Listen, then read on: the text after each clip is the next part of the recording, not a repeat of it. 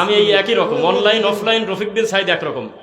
আমাকে বসায় রেখে ওনারা বক্তব্য শুনবে, আমার রানিং বক্তব্য আমি এটা করতে দেব না। যদি আমার অপরাধ হয় আমি চলে যাব। এটা মাহফিল, স্টেজ দিনে মাহফিল, আমার পরে আরো সম্মানিত আলোচক আছেন। এখন বাদে রাত 10:17, তাহলে আমি কখন কথা বলবো আর এই মানুষগুলো কত সময় বসে থাকবে, এই বিষয়টা সুন্দর হবে। এই ফর্মালিটির শেষ নেই। আপনারা না 5 মিনিট না, এটা হবে না। এটা আমাকে অনুমতি দিয়েছেন, আমাকে একটু জিজ্ঞাসা করছেন একটা বার, আমাকে বসা রেখে সরাসরি বলে দিলেন এটা করতে হয় না, এটা বলতে হয়। হ্যাঁ ঠিক আছে, এটা বলা ঠিক না। আপনি কি বড়? আচ্ছা কথা বলেন তাহলে। সিস্টেমটা আপনারা বুঝতে পারেন নাই। আমি কি বলছি জানেন? আমি তো বলতে বলা কি অতিথির যে পর্বটা সেটা আলোচককে সামনে রেখে বসায় রেখে দেওয়া ঠিক না। আমি এটা বলছি, আপনি না বুঝে আমাকে বলেন। ভাই আপনি আমার মাদ্রাসা তো নিয়ে গেছি, আমার মাদ্রাসা তো নিয়ে গেছি, আপনি আমার মাদ্রাসা তো গেছেন। আপনি যেটা বলতেছেন তা আমিও বলতে পারি, আপনি বলতেছেন না আমি বলবো না। আমি বললে আপনারা কিন্তু লজ্জা পাবেন। আলোচকদের সাথে কোনো কথা কি আপনারা রাখেন? বলেন। আমরা বইপত্রে খাতা কলমে ছোটবেলা থেকে একটা জিনিস শিখেছি, আমাদের এই দেশ 90% মুসলিমের দেশ। মিথ্যা না সত্য বলেন তো দেখি? কেউ বলে 92, কেউ বলে 93, কেউ বলে 95, 90 নিচে কিন্তু কেউ বলে নাই। আর আমি আজ পুরা উল্টা কথা বলে দেব আজকে বক্তব্যের শুরুতেই। আমাদের এই দেশে 90% প্রায় মুশরিক, মুসলিম না। দুর্ভাগ্যজনক বশত এরা যে কি কারণে ঈমান হারা তারা নিজেরাই জানে না। ওমা ইউমিনু আকসারুহুম বিল্লাহ ইল্লা ওয়া হুম মুশরিকুন। তারা লা ইলাহা ইল্লাল্লাহ পড়ে নাই, আমি সে কথা বলি নাই। জিকির তারা করে না, সে কথা বলি নাই। ঈমান আনে, তাহাজ্জুদ পড়ে, সিয়াম পালন করে, যাকাত দেয়, হজ করে, ইল্লা ওয়া হুম মুশরিকুন। এর পরেও অধিকাংশ মুশরিক। কারণ একটা আশ্চর্য জাতি বাঙালি, যেই জাতির কাছে ধর্মের নামে ল্যাংটা পর্যন্ত চলে, অচল নেই। বুঝতেছেন না মনে হয়? এই যে এত বড় একটা দয়ার মাস চলে গেল রমাদান মাস, আমরা বাঙালিরা প্রমাণ করে দিয়েছি আল্লাহকে রমজান মাস মানে হলো একটা ইয়ারকি ঠাট্টার মাস। তেল আলা মনে করেছে অন্য মাসের থেকে অন্তত 5টা টাকা আমাকে বেশি বিক্রি করতে হবে, এটা রমজান মাসের হক। গাড়িওয়ালা মনে করেছে 11 মাস আমি আমার যে সার্ভিস দিয়েছি, এই 1 মাসে আমি কাস্টমারের পকেট কাটবো, এটা আমার হলো নৈতিক দায়িত্ব। প্রত্যেক সেক্টরে যে যেখানে আছে, কাপড়ের দোকানদার সহ সবাই মনে করেছে রমজান মানে হলো মানুষের প্রতি জুলুম করা। অথচ যেই দেশকে এই বাঙালি জাতি রাত দিন গালাগালি করে, সৌদি আরব, সেখানে পাল্টাপাল্টি করে মারামারি করে বড় বড় সুপার শপে কত বেশি মুসলমানকে তারা ছাড় দিতে পারে, ডিসকাউন্ট দিতে পারে, এইটা নিয়ে ঝগড়া হয় এলাকায়। এক দোকানদার দিয়েছে 35% ডিসকাউন্ট রমাদান উপলক্ষে। আল্লাহর বান্দার আমার দোকান থেকে খেজুর নিক, কাপড় নিক। আর পাশের দোকানদার বলতেছে নেকি কমই পাই নাকি, ও দিয়েছে 45% নেন। আরে ভাই তোমার তো লস যাচ্ছে, কেনা দামের থেকেও 10 টাকা কম। উনি হাসতেছে আর বলতেছে জেদ্দাতে, আরে 11 মাসকে ঘোড়ার ঘাস কাটছি নাকি, আল্লাহ আমাকে বহু দিয়েছে, 1 মাস সুযোগ পাইছি, আমি আদমের ছেলে মেয়ের উপকার করবো ইনশাল্লাহ। এই জাতি বুঝতে পারে নাই সিয়াম কি, যাকাত কি, হজ কি, সালাত কি, কিচ্ছু জানে না। ধর্মের নামে যা কিছু বলা যায় এই জাতি বলে আল্লাহু আকবার আর সুবহানাল্লাহ বলে বলে ধর্মের হানিতে বর্তমানে কুত্তায় মুখ দিছে। রানিং মাহফিলে হাজার হাজার শ্রোতার সামনে বক্তা বলতেছে সবাইকে গালি দিতে হয় না, তোমরা সুলেমান ল্যাংটা সম্পর্কে বাদে মন্তব্য করো। অত সুলেমান ল্যাংটা ছিল বিশাল বড় আল্লাহর ওলি, যার কাছে বড় বড় আলেমরা দেখা করতে গেছে। আপনি কাপড় পরেন না কি কারণে? তখন তিনি তার নিজের লিঙ্গ দিয়ে মাথায় পাগড়ি বাঁধছেন। এই কথা যদি এই মাহফিলে প্রমাণ দিতে না পারি, আমাকে গাছের সাথে বাঁধিয়ে রাখবেন। এর থেকে বড় কথা হয়? এই মোবাইলে এখন আছে, অথবা যে কোনো যুবকদেরকে 2-1 সাক্ষী রাখি, লিঙ্গ দিয়ে পাগড়ি বাঁধার গল্প হুজুর ওয়াজে বলতেছে। এই দৃশ্য কি দেখেছেন কেউ? 2-1 দেখে বলেন, তাহলে আমি যাতে বেঁচে যাই। কেউ সাক্ষী আছেন কে? হ্যাঁ, তাহলে হাতটা উঁচু করো যাতে। হ্যাঁ দেখছো, তাহলে হাতটা তুলো, তা আমি আবার বিপদ পড়বো, লোকজন বলবে বানায় বলতেছি। কোরআনের মাহফিলে টুপিওয়ালার সামনে কোরআন পরে একটা বক্তা বলতেছে ল্যাংটা তার লিঙ্গ দিয়ে পেঁচায় মাথায় পাগড়ি বাঁধছে, একটা সোতা জুতা খুললো না, হাত দিয়েছে কোন জায়গা? এটা একটা আশ্চর্য জাতি, যেই জাতির কাছে ধর্মের নামে লালনের মন্দির পর্যন্ত ধর্ম মনে করে হাজার হাজার মানুষকে ঈমান হারা হয়। মুসলমান, সেই দিন থেকে লজ্জায় আমাদের নাক কাটা। যেই দিন লালন ফকিরের নামে সেতু হয়েছে, সেই দিন এই ধর্মের আর জাত নাই। যেই লোকটা ছিল একটা ওয়াজাত, হিন্দুর একটা আলাদা জাত আছে, খ্রিস্টানের একটা আলাদা জাত আছে, অথচ মরার আগ পর্যন্ত লালন ক্লিয়ার করে নাই সে কোন জাত। সে বলতো লালন কি জাত এ সংসারে তোমরা বুঝলে না, তার মানে সে হলো অজাত। এই অজাতের নামে স্মৃতিসৌধ হয়, এই অজাতের নামে বিরাট বিরাট স্ট্যাচু হয়, এই অজাতের নামে বিশাল বড় সেতু হয়। এই দেশের ধর্মের হাড়িতে কুত্তায় মুখ দিয়েছে, অথচ বড় বড় বিদ্বান, বড় বড় আলেম এই দেশে দিন ধর্ম প্রচার করে, পারলে তাদেরকে ধরে পিটায় এই জাতি, আর এই ল্যাংটা লোকদেরকে কোলে করে নাচায়। এটা একটা আশ্চর্য জাতি, যেই জাতি বেদাতকে মনে করে বেদাত মানে যার দাঁত নাই। আমাদের এলাকায় ইমাম সাহেব আছে, আল্লাহ তুমি আমাদের প্রতিটা কথা রেকর্ড করো। ইমামকে বলা হলো যে ইউটিউবে বক্তব্য খুললেই একটা শব্দ শুনি, হুজুর এটা বেদাত, ওটা বেদাত, এইটা বেদাত, সেইটা বেদাত। আচ্ছা বেদাত মানে কি একটু বলেন তো? হুজুর তখন খিলখিল করে হাসে আর সমস্ত লোকের সামনে বলল বেদাত মানে যার দাঁত নাই। অথচ এটা এই অমানুষটা এখনো জানে না, যেই ব্যক্তি বিদাত করে তার আমল ইবাদত কবুল হবে না। বিদাতকারী মুহাম্মদ সাল্লাল্লাহু আলাইহি ওয়াসাল্লামের কাজে সুপারিশ পাবে না, বিদাতকারী হাউজে কাউসারের পানি পাবে না, বিদাত প্রচারকারী, বিদাত বহনকারীর প্রতি আল্লাহর লানত, ওয়াল মালাইকাতি ফেরেশতার লানত, ওয়ান নাসি আজমাইন গোটা মানব জাতির লানত। লানাল্লাহু মান আওয়া মুহদিসান, যে কোনো বেদাতীকে সহযোগিতা করলো। একযোগে আমার সমস্ত শ্রোতা মুখ দিয়ে পড়েন তো, বেদাত কি ছোট পাপ না বড় পাপ? এটা হলো টুপিওয়ালার পাপ, এটা কোনো ব্রাহ্মণের পাপ না, এটা কোনো নাস্তিকের পাপ না, এটা কোনো ল্যাংটার পাপ না, এটা হলো বুজুর্গ মানুষের পাপ, টুপিওয়ালার পাপ, বড় বড় জুব্বাওয়ালার পাপ, বিশাল বড় আলখেল্লার পাপ। এই পাপ করে হলো বড় বড় লোক, ছোট লোকের খাওয়া নাই। ও মুসলমান, এই দেশের মানুষ বিদাত কি জিনিস এখনো পর্যন্ত জানতে পারে নাই। এই দেশের মানুষকে যখন খালি মুখ দিয়ে বলা হলো নামাজে সালাম ফেরানোর পরে আপনারা মাথায় হাত দেন, অধিকাংশ হানাফি মাযহাবী মসজিদে, এটার কি কোনো দলিল আছে? তখন তারা বলেছে দলিল আছে। দলিল আছে কোন জায়গা? কয় যে বড় হুজুর জানে। 2 নাম্বার দলিল হলো অসুবিধা কি? 3 নাম্বার দলিল খারাপ কি বলছি? 4 নাম্বার দলিল তোমরা বেশি বোঝো, তোমরা সমাজে ফিতনা করো। এই তো তাদের দলিল। আমরা যখন বলি পৃথিবীর শ্রেষ্ঠ মানুষ মুহাম্মদ সাল্লাল্লাহু আলাইহি ওয়াসাল্লাম, যিনি স্ত্রী মিলন করার দোয়া পর্যন্ত আমাদের শিক্ষা দিয়েছে যাতে আমাদের উম্মত বিপদে না পড়ে, এই নবী কেন শেখালো না যে সালাম ফেরানোর পর কি করতে হয়? আপনারা কি তা মনে করেন? কয় যে না, আরে টয়লেটে যাওয়ার দোয়া শিখালো, পানি খাওয়ার দোয়া শিখালো, গাড়িতে ওঠার দোয়া শিখালো, উপরের দিকে ওঠার সময় কি দোয়া পড়তে হয় শেখালো, স্ত্রী সহবাসটা গোপন জিনিস, এই জিনিসের দোয়া পর্যন্ত ক্লিয়ার করে দিল। আর সেই নবী এটা প্রমাণ করল না যে আমার উম্মত সালাম ফেরানোর পর কি করতে হয়। এটা কি আপনারা মনে করেন? তো বলল যে না, অবশ্যই শিখাইছে।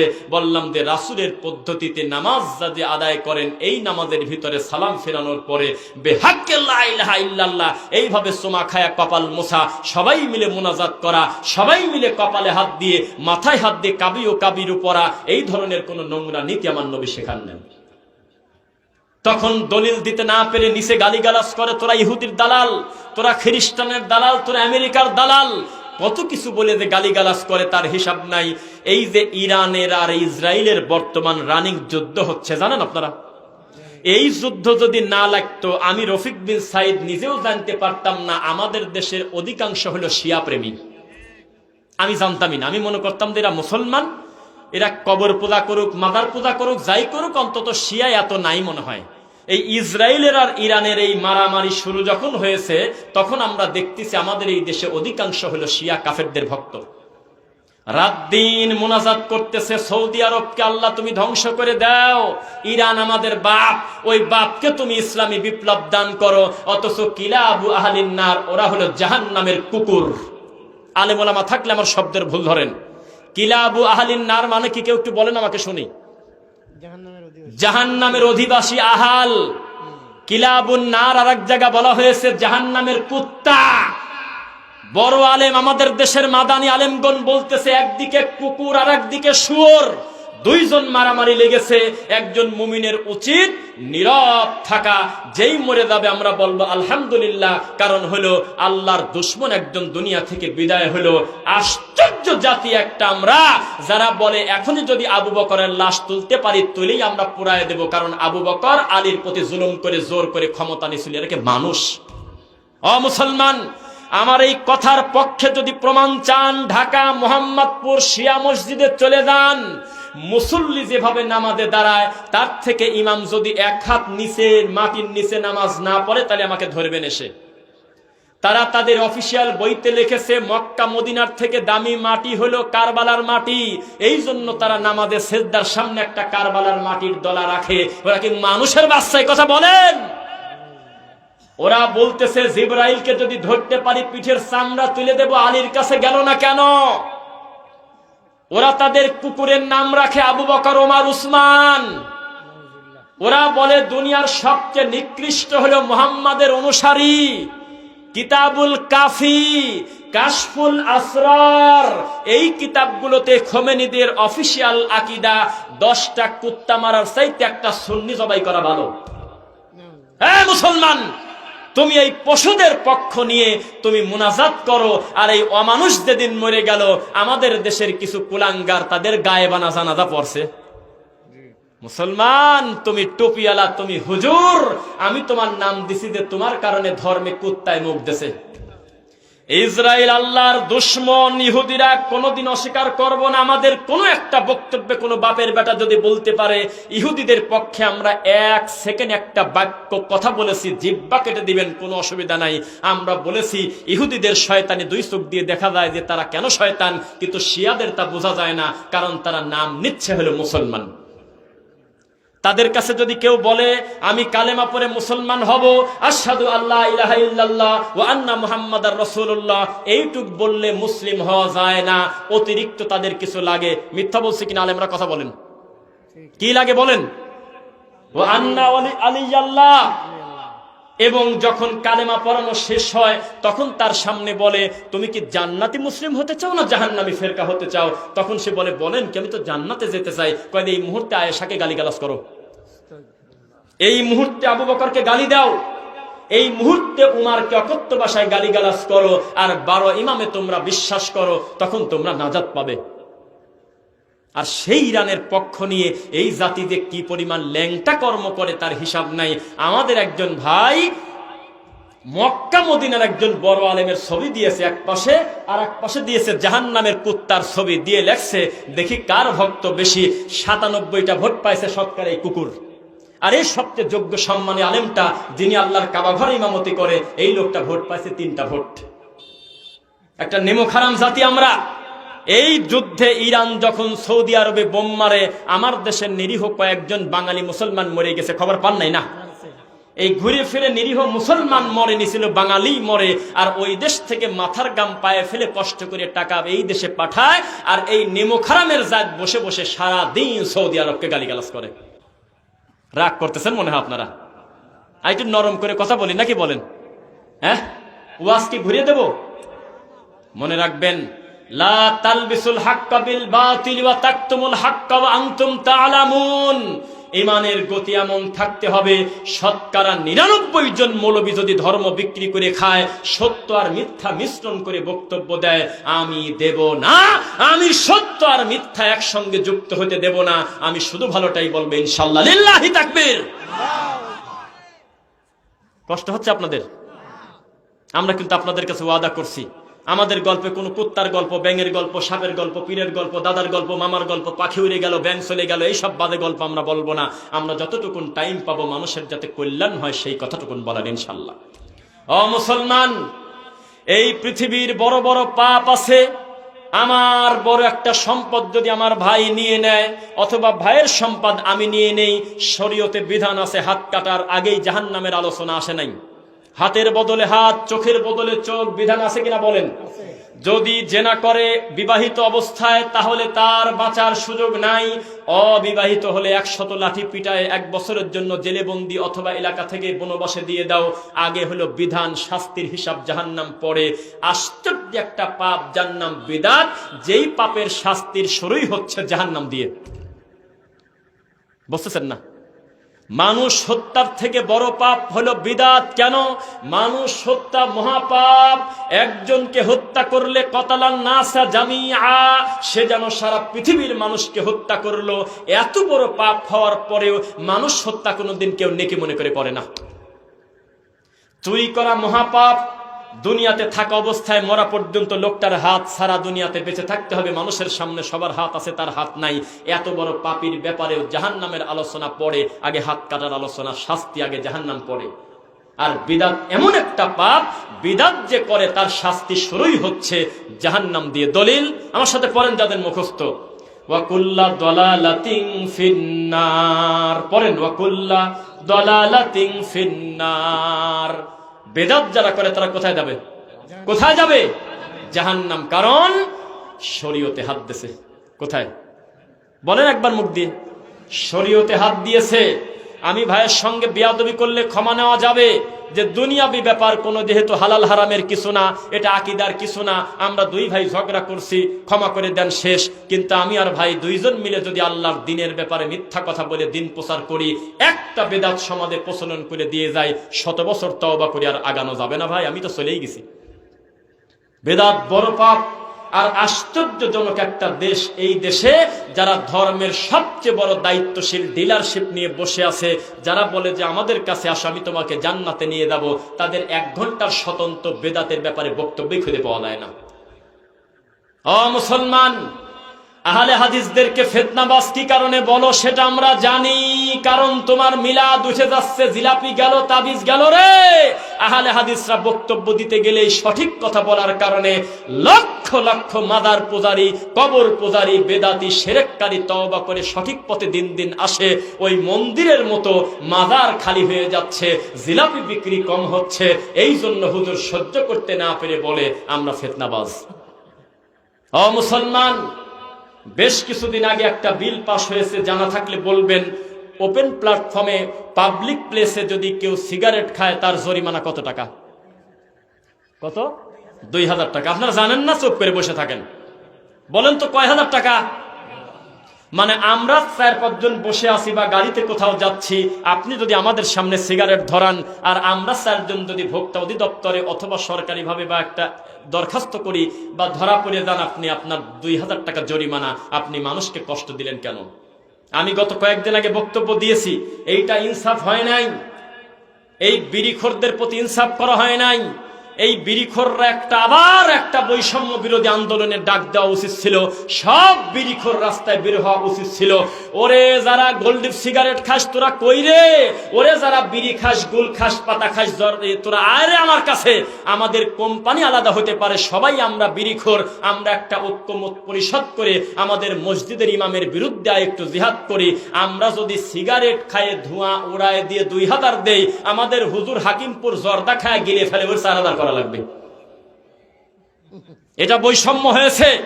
অবশ্যই ইনসাফ করতে হতো।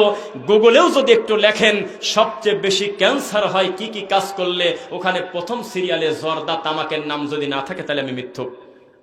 এই জর্দাকে হালাল মনে করে হাজার হাজার আল্লাহর ঘরের ইমাম খায়। সেই লোক বিদআত চর্চা করবে না তো করবেটা কি?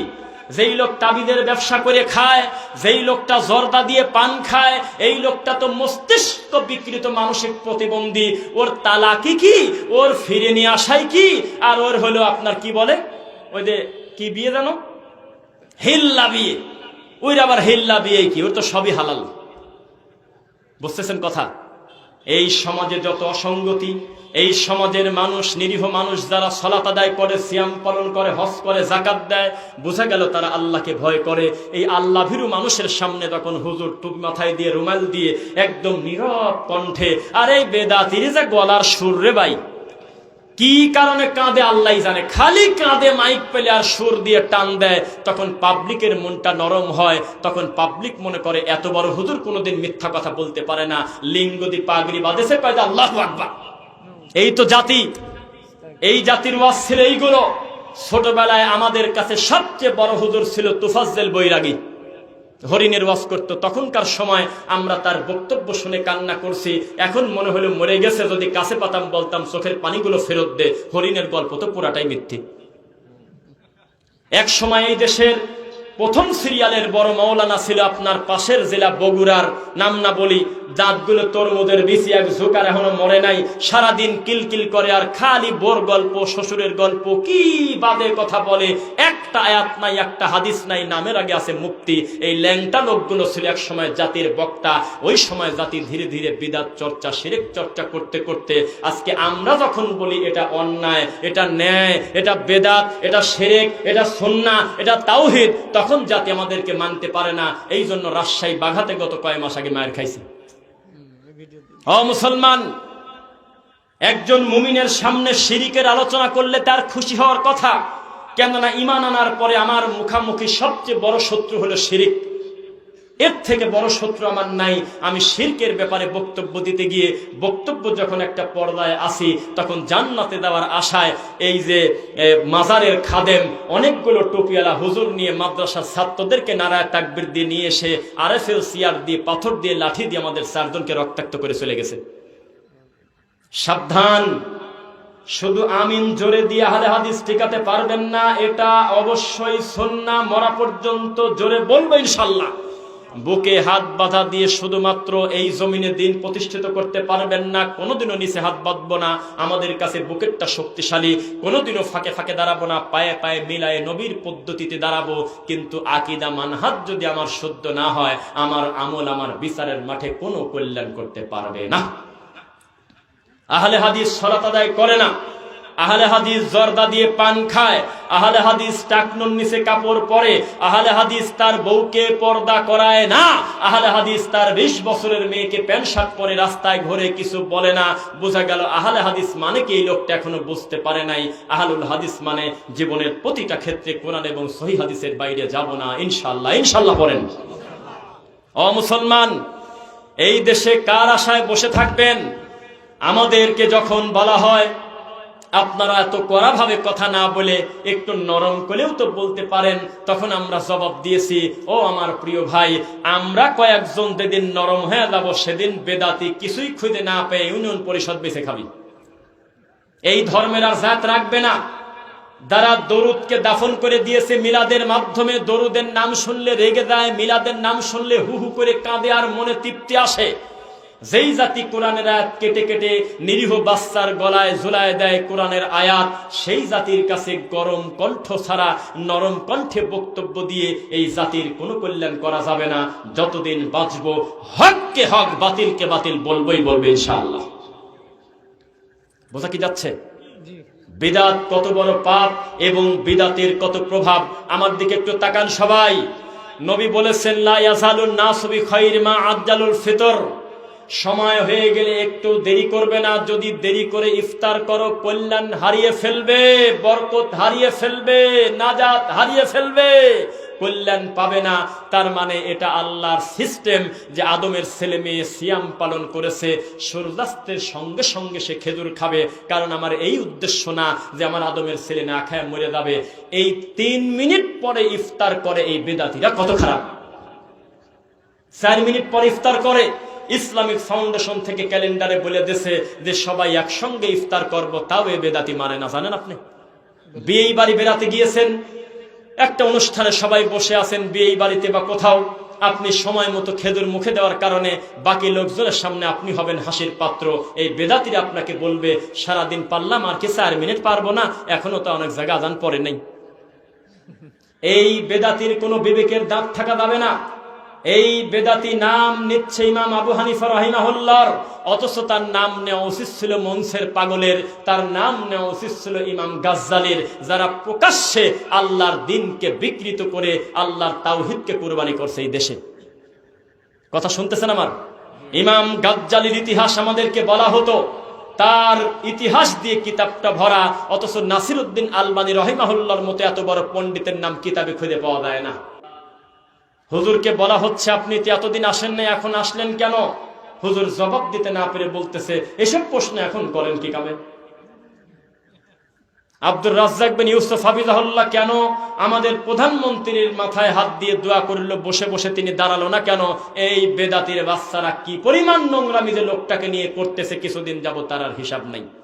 অথচ তারা জানে না তার এই আমল পদ্ধতি ছিল স্বয়ং মুহাম্মদ সাল্লাল্লাহু আলাইহি ওয়াসাল্লামের পদ্ধতি। তিনি বলেছেন, এই আশা তোমরা করো না যে তোমরা কেউ আসবে, তোমরা কারোর কাছে যাবে আর তোমাকে দেখে সম্মানার্থে সবাই দাঁড়িয়ে যাবে, এটা মুমিনের বৈশিষ্ট্য নয়। আজ পর্যন্ত মদিনা বিশ্ববিদ্যালয়ের ছাত্রদেরকে বলা হয়, আমি যখন ক্লাসে ঢুকবো একটা ছাত্র দাঁড়াবে না, উল্টা আমি ঢোকার সময় তোমাদেরকে বলবো আসসালামু আলাইকুম ওয়া রাহমাতুল্লাহ, এটাই হলো আমার জন্য হক।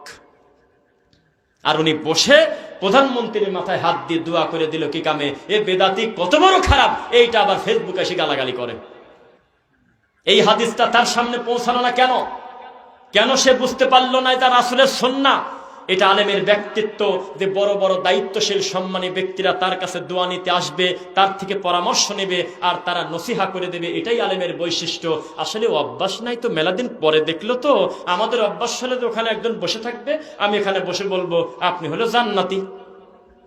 এই হুজুর আমরা পাইছি এতদিন, যেই হুজুর মিনিটে মিনিটে ধর্ম বিক্রি করে খায়, যেই হুজুর প্রধানমন্ত্রীর দিক তাকাশারি হু হু করে কায় দিয়ে একটা জান্নাতের টিকিট ধরা দেয় আর ফাজলামো করে, এই সব নমো করা, এই মানুষ পূজা করা হুজুর দেখতে দেখতে আমাদের চোখে শয়তান পেশাব করে দিয়েছে। একজন যোগ্য আলেম যখন বসে বসে দোয়া করে দেয় একজন সম্মানী আমাদের দেশের সবচেয়ে বড় দায়িত্বশীল প্রধানমন্ত্রীকে, আমাদের অন্তরটা ভরে গেছে। প্রধানমন্ত্রী কত উদার, তার ভিতরে বিন্দু মাত্র বিরক্তি ছিল না। খালি মনে হচ্ছে যে ভাসুরের সামনে গেলে যেমন খারাপ লাগে, এই বেদাতি মৌলবীরা তেমন মুখটা শুকিয়ে গেছে। এ তোর কি? ছোট লোক তোর ডাকে নেই, তুই কত বসে? তুই দোয়া কর, আমাদের দেশের যিনি প্রধানমন্ত্রী তাকে আমরা বিতর্কিত করব না, তিনি আমাদের দেশের সম্পদ, আমরা তার ভালো কাজের প্রশংসা করব আর মন্দ কাজে নসিহা করব, এটাই হলো আমাদের জন্য বৈশিষ্ট্য। আর আমাদের দেশে কি, এই নারায় তাকবীরে রাস্তা অবরোধ কর, এই ধর মার কাট, এই রকম হিল হিল করতে করতে জাতি আজকে কত অধপতনে, এই বেদাতিতা বুঝতে পারে নাই। বিশ্বাস করেন, গাইবান্ধার একজন এমপির প্রায় ঘোষণা হয়ে গিয়েছিল যে তিনি ধর্মমন্ত্রী হবে, মনে আছে? কি নাম বলেন তো? লিঙ্কন, হ্যাঁ লিঙ্কন কি নাম, যাই হোক লিঙ্কন নাম, কাউসার হাবিব লিঙ্কন এরকম নাম। ঘোষণা হলে মানে 2-1 দিন পর ঘোষণা হবে, ভেরিফাইড মানে অফিসিয়াল ভাবে, কিন্তু আগেই সব প্রস্তাবনা শেষ যে তিনি ধর্মমন্ত্রী হবে। এই বেদাতিরা সহ্য করতে পারলো না, রাস্তায় নামে গেছে। দোষ কি? কারণ ওনার লাঠি হাতে করে খুতবা দেওয়া ফুটেজ আগেই ভাইরাল হয়ে গেছে। লোকজন কিভাবে দিন ঠিক পেয়ে গেছে যে ওনার মানহাজটা, আকিদাটা হলো আহলে হাদিস আকিদা, সালাফি আকিদা। এই বেদাতি সহ্য করতে না পেরে আল্লাহর কাছে মুনাজাত করে, কান্নাকাটি করে, ধর্মের জাত গেল রে, লামাঝাবির হাতে ধর্ম চলে গেল রে, কি করা যায় কি করা যায়। এখন পাইছিস নে, কি আছে তা বলবো না, আবার আর ঝামেলায় না পড়ি, রাতারাতি না বলি। এখন কাক পাইছাও না, এখন কি কি করে সেটা আমি নাই বা বলি, কালকে কি ঘোষণা দেখতে অপেক্ষা করো। প্রধানমন্ত্রীর বিচক্ষণতার কারণে সমস্ত আলেম ওলামা একটু তার কাছাকাছি যাচ্ছে, এটা ভালো লক্ষণ, নইলে তোমার কপালে খবর ছিল। যে লোককে তুমি ভালোবাসি কোলে করলে, এই লোকের সবচেয়ে বড় শত্রু আহলে হাদিসরা। এই বেদাতি কত খারাপ। আমাদের দেশে 2 ধারার হলো লোক সবচেয়ে বেশি। এক, কওমি, কি বলছি বলেন, কওমি দেওবন্দি চেনেন নাকি? তবলিগ বলেন, হেফাজত বলেন, চরমনাই, এই মানে একই, সম্মিলিত ভাবে হলো সবচেয়ে বেশি সংখ্যায় তারা। এই ঢাকা শহর সহ আমাদের এই দেশে প্রায় 70% উপরে মসজিদ হলো তাদের দখলে, বোঝেন নাই? ঠিক পাচ্ছেন আমার কথা? বাকি 20% উপরে দখল হলো সুন্নি। আমাদের দেশে সুন্নি মানে বোঝেন, সুন্নিদের প্রকার আছে কিন্তু, ল্যাংটা সুন্নি, তারপরে বেরোনবী সুন্নি, কাপড় পরা সুন্নি, কাপড় ছাড়া সুন্নি, কুসুম গরম সুন্নি, শিয়ার সুন্নি, বিভিন্ন সুন্নি আছে, এরা হলো তারপরে বেশি। আর সবচেয়ে কম হলো আমরা। আর এক দলের সাথে আর এক দলের পার্থক্য খুব কম, আসমান আর জমিন। দেওবন্দি একজনকে যদি বলেন যে আপনি মিলাদ পড়ে এখানে কাঁদেন, ও বলবে আমি চাকরি ছাড়ি চলে যাবো, তাও মিলাদ পড়বো না বেশিরভাগ ক্ষেত্রে। আর একজন কবর পূজারী সুন্নিকে যদি বলেন যে আপনি কিন্তু ইমামতি করতে গেলে মিলাদ পড়তে পারবেন না, ও বলবে আমি চাকরি করবো না, আমি চলে যাবো, আমার মিলাদ না পড়লে মনই ভরে না। এত তাদের ভিতরে অমিল। এনায়েতুল্লাহ আব্বাসীর দৃষ্টিতে চরমোনাই কাফের, কারণ হলো তাদের আকীদা মানহাজের এত পার্থক্য। কিন্তু আহলে হাদিসদের বিরুদ্ধে যখন কথা বলা লাগে তখন সব বেদাতি এক হয়ে যায়। আহলে হাদিসদের বিরুদ্ধে যখন কথা আসে, মসজিদ মাদ্রাসা যখন ভাঙতে যায়, তখন খানকা আলাদা, পীর আলাদা, দল আলাদা, টুপির কালার আলাদা, পাগড়ির কালার আলাদা, খানকা আলাদা, সবকিছু আলাদা হওয়ার পরেও আহলে হাদিসদের বিরুদ্ধে বেদাতীরা সব এক। বুঝতেছেন? মুসলমানদের বিরুদ্ধে যেমন কাফেররা এক, বাংলাদেশের সমস্ত আহলে হাদিসদের বিরুদ্ধে সমস্ত মানহাজের লোক, কওমের লোক যা আছে সব এক।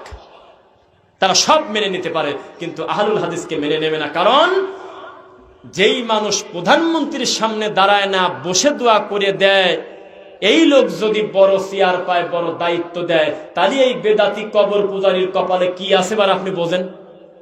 এই দেশের লক্ষ লক্ষ শিক্ষিত লোক সত্য জেনে যাবে, কোরআন মাজিদে কি বলা আছে, হাদিসে কি বলা আছে তা জেনে যাবে। আর এখন এগুলোকে ঢেকে রেখেছে বুজুর্গর কথা, দাদার কথা, ঠাকুরের কথা, মামার কথা, কুত্তার গল্প, ব্যাঙের গল্প, হরিণের গল্প, এই বুড়ির পথে কাটা দেওয়ার গল্প, এইগুলো দিয়ে দিয়ে দখল করে তারা রেখেছে। তারা চায় না ইসলামের সত্য মানুষের সামনে উন্মোচিত হোক। ও মুসলমান, খবরদার, ভয় পাবেন না। আমার বক্তব্য বেদাতি কত খারাপ, বেদাতির ব্যাপারে আরেকটু বলি।